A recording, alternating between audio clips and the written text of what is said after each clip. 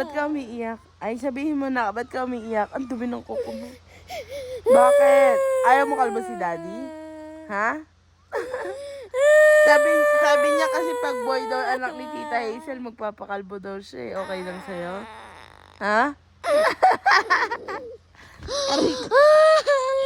Eh di may kalbo ka ng daddy. Gusto mo yun? Ha?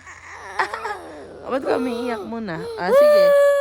Pag di mo sinabi, magpapakalbo na yun. Ano? Ba't ka umiiyak? Ba't ka umiiyak? Ah. Ba't ka umiiyak?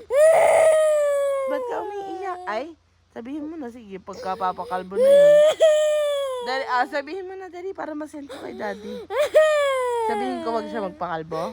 Daddy, send it. Sige na. Ano sasabihin mo? Ano na? Bakit nga ayaw mo? Bakit ayaw mo? Ay? Ba't nga ayaw mo? Bilis. I don't want. Ayaw mo na? Ano? Ano ayaw mo? Ha? Lang. Ha? Ayaw lang. Ayaw mo ba si daddy? Bakit?